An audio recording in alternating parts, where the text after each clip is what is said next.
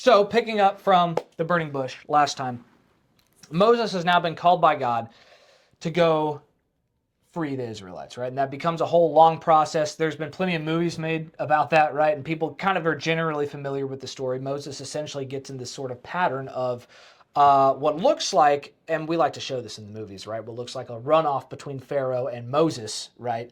As sort of this representative of the people versus the dictator, right? What it really is Pharaoh versus the will of God, right? And God uses Pharaoh and his hard heart to not only free his people, but also demonstrate his power to the Egyptians, right? And we get the 10 plagues and everything like that. And I think it's really interesting. I don't know if you have any thoughts about this, but I think it's really interesting how each plague, as you go along, there's, blood in the water and there's lice and flies and different things that hit real pain points in this very agricultural sort of culture that Egypt is in.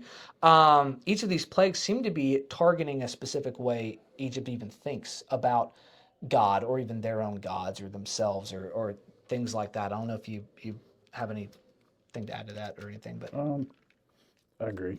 yeah, for sure, for sure. I mean, and so this becomes really a huge. Obviously, we're talking very broad here, but the 10 plagues and the whole Exodus story, and the story that most people find kind of the most Hollywood style is definitely, well, it's very fit for Hollywood. There's all kinds of crazy stuff going on. It's very much kind of a chaos and order sort of a situation. And long story short, God eventually breaks Pharaoh's will down through this series of 10 plagues that results in the death of his firstborn son. And finally, Pharaoh consents, after pretending to consent a few times, and actually legitimately consents this time to let the people of Israel go. And so Moses leads them out, and as he leads them out, they plunder all the Egyptians while they're in the middle of it, so that doesn't really resonate too well with the Egyptians. But anyways, they leave. There's the whole story of the Red Sea. We have all gotten different portrayals of what that kind of looks like, right? But they get to cross over the Red Sea on dry ground, and then they get over, and so Israel's free. We're going to skip to mostly that part at this point. Israel's free from Egypt. The waters have shut behind them. They are now in the wilderness, on the way to the promised land. Moses and his sister both make up songs about it on the spot. There's suddenly an outburst of poetry, an outburst of sort of, you can see this culture coming together that is very focused on God's glory. And then all of a sudden you get this story here pretty soon after where the Israelites are running into a situation with water, right? Obviously, they're in the wilderness, right? If you look at a map and you look at sort of this fertile land of Egypt and this, very agriculturally prosperous area of Israel that they're headed to, there's sort of this desert spot in the middle out past the Red Sea, and that's where they are right now. They're stuck at Mount Sinai. And there's this in chapter 17 of Exodus here, there's this scene where the people are complaining because they have no water, which seems like a legitimate thing to complain about. But still, God is, after all God has done with them, he's obviously irked, to put it lightly, at their lack of trust in what's going on. So they're thirsty. They complain about water. And God tells Moses to go speak to this rock, and there's water that's going to come out of it. Instead, what Moses does is he comes up to the people, and he's obviously very frustrated, as I think any of us would probably be. And instead of saying, why should God give you water out of this rock? He says, why should me and my brother Aaron give you water out of this rock? And so that is a bit of a downfall, you might say, for Moses in letting his pride slip in that moment. And instead of speaking to the rock, he smacks it with his stick as sort of this like demonstration of his power. And so we almost see that maybe for a second, at least just long enough, Moses starts to believe this whole idea that maybe it really was mano on mano with Pharaoh the whole time, right? And then maybe it really was something to do with Moses, about the fact that he was able to carry out some of these miracles and movements from God. And so there seems to be kind of a slip of the pride there. And that's certainly a lesson, I think, for any of us as Christians, that we, understand that God is on our side, and often we see some really good results from God being on our side. And it's often in those moments where we feel like we are being more patient than others around us, like we are being more understanding, like we're being more faithful than others around us, where it can be easy to start asking people, why should I have to put up with you, right? When maybe it's God who's still putting up with us, you know what I mean? Well, I've never really looked at it from that standpoint, and maybe I'm off a little bit, so you can correct me. Sure. But, you think about where Moses is in this position and what he has seen, where the people have come from. I mean, the brutal life they were living in Egypt. And it seems like almost from day one, they've been like spoiled children. Right. Whining. This is not what, this is not going the way we want. This is not going the way we want. Moses is under an extreme amount of pressure. For sure. And, I would never call this righteous anger because he clearly did not do what he's supposed to, but I think a lot of people might say it was justified. Right. In the fact that he just kind of lost it there for a minute. Just the constant whining and complaining. And he smites the rock. Well, God reigns. Right. And if you wanted to sum up really the whole story to me, you could sum it up in those two words: God reigns. And then we spend the rest of our time breaking down what that means. Right. God said, "Speak to the rock." So Moses did not. Right. Whether it was a pride reason or just a slip, Sure. God said, "Speak to it." And God is the same then as he is today. So sin is sin. And that's why ultimately, everything we do has consequences. Everything we do. God is merciful. God is gracious. I think we even see this with Moses. But God said, "Speak to the rock." Moses hit the rock. There's going to be consequences. Right. For sure. Yeah, that's a good perspective. And I honestly, I would agree with you that I think it is justified. I mean, I know I get extremely frustrated at situations way less of a deal than than that. Right. And I mean, to your point about God being merciful too, like water still comes out of the rock, which is kind of an interesting point with all that. And you're right about the Israelites being sort of sounding like spoiled children this whole time. It's an interesting phenomena to watch because I feel like a lot of times we convince ourselves, well, maybe if I could be more joyful of a Christian, maybe I could be more content of a person if God just gave me XYZ, right? But then XYZ comes along and we're still not content, right? It's sort of this idea that the more it's like that, what's that kid's book? If you give a mouse a cookie, right? It's kind of that idea that the more you give someone something, a lot of times the more people want, right? And we're kidding ourselves if we think that we don't fall into that category somehow or another. I mean, even now, we have more access to this word and more easy access and free access that a lot of people had to die for, before us. And we can't seem to appreciate it, for one. And often, we find more things to make trouble about with it than actually, unite around following God with. So, it's nothing new under the sun, right? Sort of the idea. So we get this story from Moses, and it's interesting that for all the solid stuff that Moses does, and his track record is pretty good. It's better than anybody I know, besides, Jesus, obviously. But he's got a good track record, but the Bible still does make sure to include different slip-ups from certain characters we've seen. We've seen it certainly with people like Jacob, right? We've certainly seen it with Adam and Eve and people like that. But we've seen it with even sort of patriarchal central figures to the faith, like even Abraham, right? Abraham gets in trouble with lying. Joseph even, even though it doesn't specifically mention anything directly wrong with Joseph, we see Joseph go through some serious struggles, right? And Moses, as we can see, he's a human, right? He goes through some pretty serious struggles. And yet at the end of the day, there are still consequences for what your choices are, right? Whether it's in a moment of anger or pride or whatever. And because Moses disobeys God and seems to be taking things a slightly more aggressive direction or whatever, whatever the reason, because he disobeys God, he doesn't actually get to go into the promised land. As a result, and we're going to see that here at the very end of, at the end of Deuteronomy, which is a few books later, Moses goes up on the mountain. He gets to see the promised land from afar, but he never actually gets to take the people in. Instead, he gets to be the guy who sets them up to go in for a while. He's sort of preparing the way, so to speak.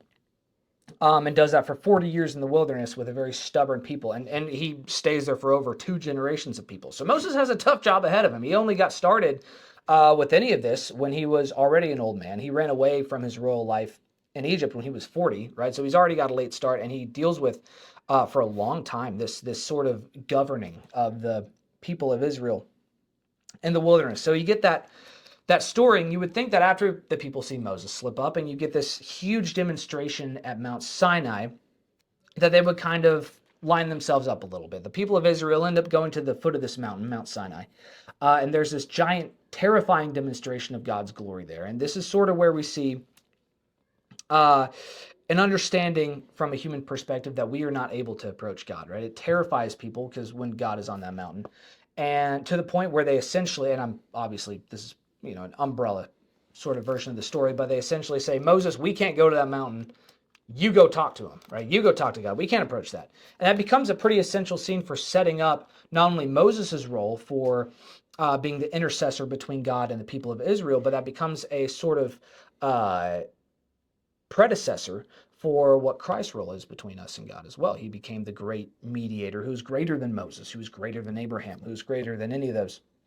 And the book of Hebrews talks about that pretty extensively. We certainly recommend checking that out on your own.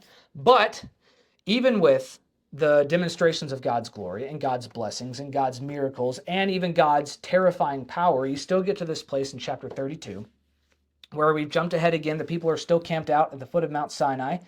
And Moses at this point has gone up on the mountain.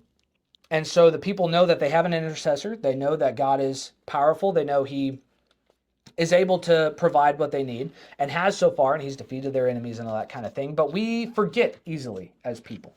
And we see that with this famous story of the golden calf. And so at this point, Moses is up on the mountain. He's receiving the law from God and how to govern the people and what to say. And the 10 Commandments, everyone knows the 10 Commandments. That's when all this is going on.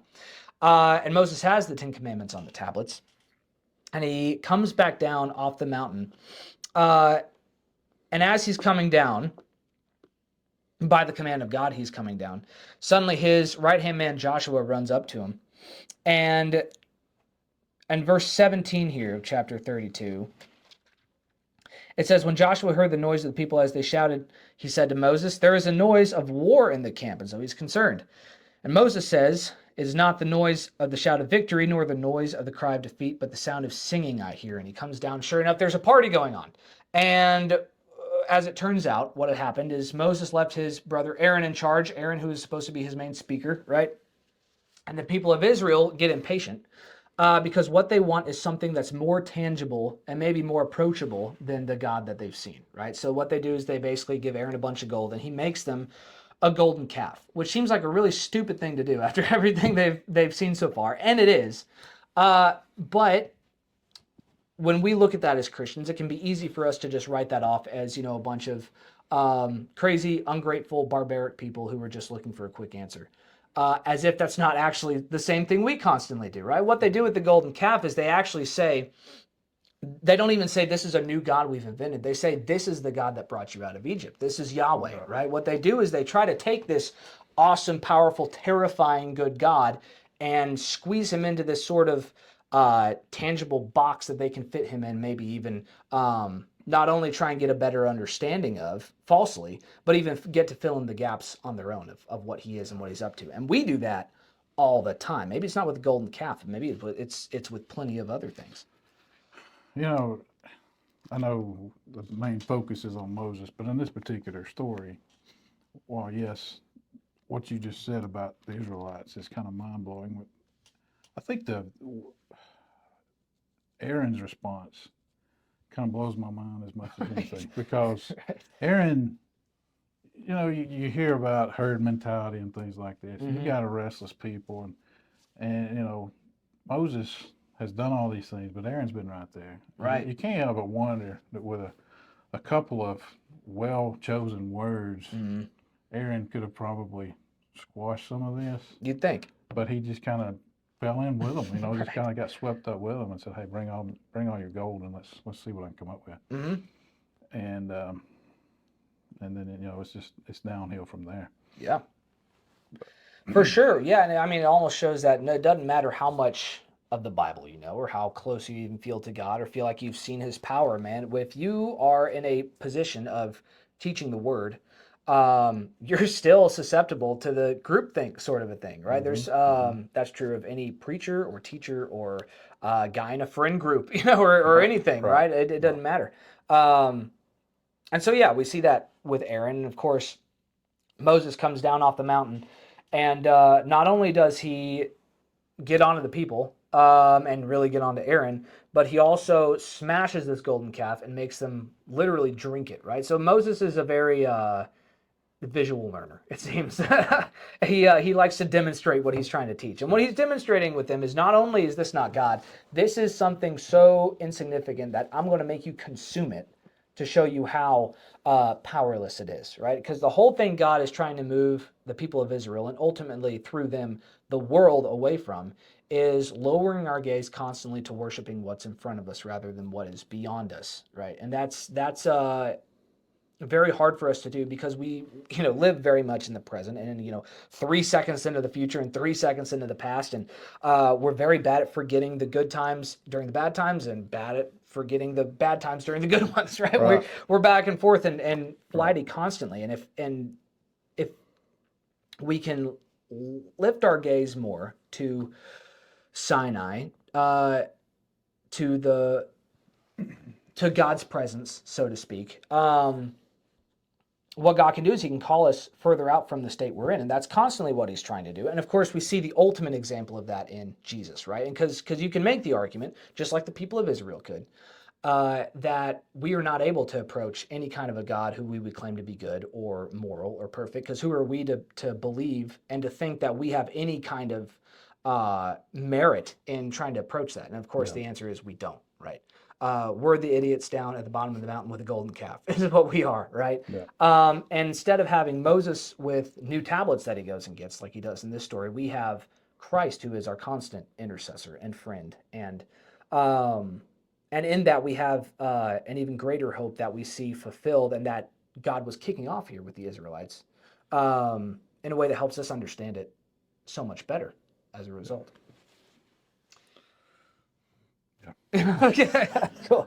So that's where we'll go ahead and leave it off. And we'll probably get into Joshua next time. Long story short, the Israelites end up wandering in the wilderness for 40 years because they again demonstrate their faithlessness when they're not willing to go into the land of Canaan. And we can talk about that some maybe with the introduction of Joshua. But thank you for your time so far. We'd encourage you, as always, to try and read this on your own for sure. Obviously, in a 20-minute podcast, there's only so much we can fit in. So be sure to read this on your own.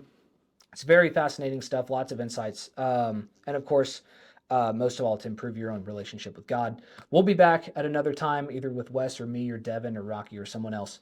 And until then, have a good one.